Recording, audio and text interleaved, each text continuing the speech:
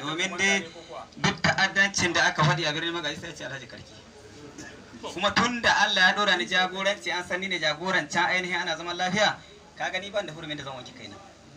Amma shi Allah ya wanke ni. Tunda ni abin da na san ban yi ba, Allah ya san ban yi shi ba, kaga na san wannan ko? Farkon farin ta'addancin aka fara tura min ma'aikata suka kone min gida. Ni tare su ni kuma ne ana kashe kowa don hasace musu tawayi ni ce a su gida. Da bare ta ni kira sakatare jami'a ni ce na ga ma'aikata, amma akwai faci na nasu. Ko ba haka ba, don wannan magana tantagare gaskiya ce zan faɗi. Ba kisa ba muna hunci tsakanina da Allah na zo nan. Kuma duk taron bana wannan shi a farkon zuwa na taro. Kuma yau da sai aka kira ni za a taro birnin Magaji ce ko ba zan dawo ba sai na zo.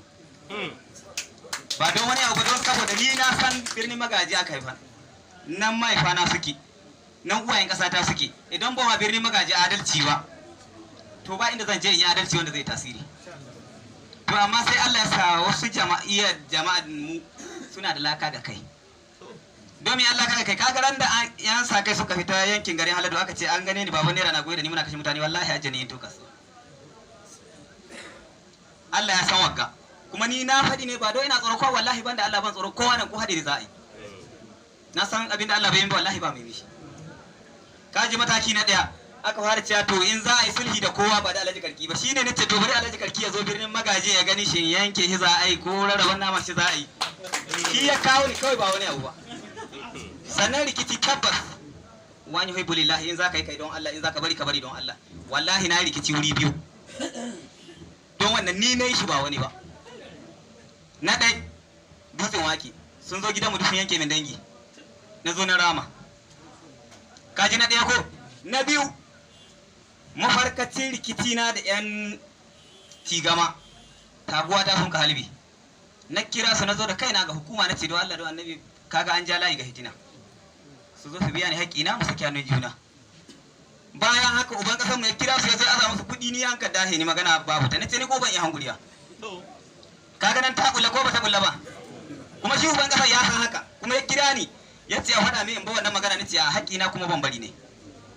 Wallahi bayan waɗannan biyu ban san inda aka yi wani rikici wanda yake na sani ko ina da sa hannu ga ciki ne ba. Wallahi. Saboda haka nace sai na zo in bayyana muku ni ne gani nan an ce na mutu to fatalwa ce ta zo. Saboda haka ina nan lafiya ta lau ko ciwon kai ban taba yi ba.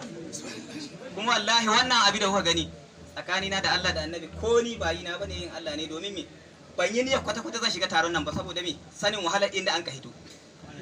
Dan na akwai waje wanda ya kira ni yana nan wurin nace mai gaskiya ni sasanci in dai irin na farko ne ba ruwana da shi kawai don Allah ni dai in nayi Allah ya sani in ban yi ba Allah ya sani ni na tsaya ta nan kawai ga wannan bagire. Ne ta shawara da sahe Ardo aka kira shi yace a taho mai da ni da shi da wannan bawan Allah ga yanan mataimaki na gwamnati aka zo na ce kai wani gaskiya ina zo na faɗa rami wacce wallahi wani muje ka gani ce to ta ina za a bi aka ce a ba ta daji za mu bi ku dawo ku sauni ce to in dai ku sauni zan zo saboda na san dai ko da hukuma za ta rike ni in dai gaskiya za a yi wallahi zan fita abinda ni zan iya faɗa ma shi wanda ban yi ba kuma zan ce ma ban yi ba kuma a bagiran da muke tsakani na da Allah da Annabi ko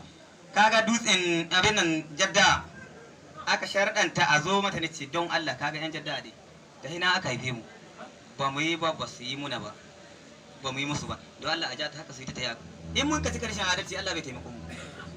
amma mutum duk wanda ka son ya zo ya isko ka abinda ka so ku yi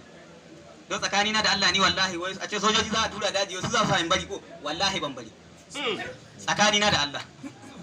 amma saboda na yi niyyar dai kawai na san dai kullu nafsu zai katal mautu shi dai kawai ya mai duni banda shi wallahi ga irin wajen Musa ta gadin ban yi ba ban san za a yi ba zo ana nema na a ce ko an yi sulhi ba za a sulhunta da ni ba wallahi tallahi da ban bari haɗin mutu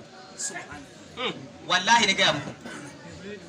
don ga dai inda nake zanne wallahi ba katon da ya kama ni wace a kamo ni ga hannu ko ni na yi ta son Allah ya ɓadda ma yan banga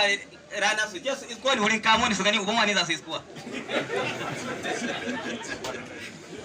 suna kallo na ai kana ga lalle in ka rike ni kana iya haɗi ni amma ni ko bala inda nake rike na iya haɗi ka ko shi kuma ai an yadda da ka kare mutuncin ka kare kanka in ka ga za a cutuwar ka ko na imani da Allah ni wallahi duk rikicin gada za a yi na imani da Allah wallahi tallahi ban yi ni zan zo ni da kaina in zo in yi wani abu wanda bai dace ba wallahi ban yi shi ba domin amma na imani da Allah duk wanda ka sami dan uwa wallahi sai na rama kuma kai magaji na taba kiran koya ne taba faɗa muku wannan ko nace to naji ana yi muna wasu abubuwa amma tsakanin da Allah to a kiyaye ni in na yi ma mutum abu ya tabbatar da ni ne a kawo shaidu duka wallahi duk inda za a kira ni zan zo in hukumance in kuma a daji duk inda za a kira ni wallahi ba rasa amsar da zan faɗi duk da faskara aka zo a kori wasu shanu na dutsen wake aka ce timu akwai wanda ya ga Alhaji Karki don Allah in ya zo nan ne ya daga yatsa a haɗa mu da shi nan ne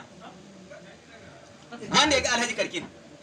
na a hukumanka ban kasar da zan tashi na yi musu wasiya wata magana guda na ce musu to birni magaji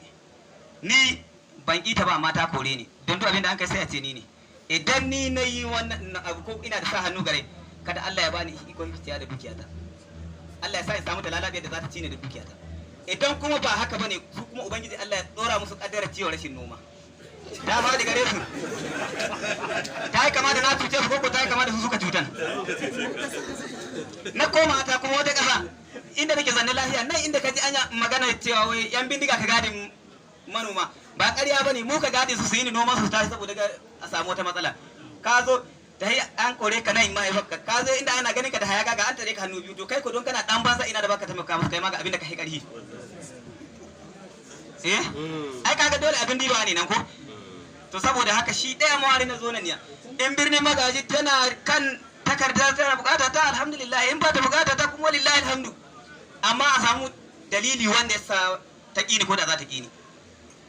in kuma babu shi to don Allah don annabi duk mu taru abin da ya wuce mu aji mu yahi ma juna yake kasan in kana da malami kana almajiri sai ya ƙara yi ma darasi to shi din ne ni abin da ya kawo ni na zo in bayyana da gaskiya ta na muku bayani dama kuma alhamdulillah godiya ne kuma ni ba rike da kowa ga yanzu abin da aka yi min ni na yafe kuma ina neman yahuwa ga duk sauran jama'a abin da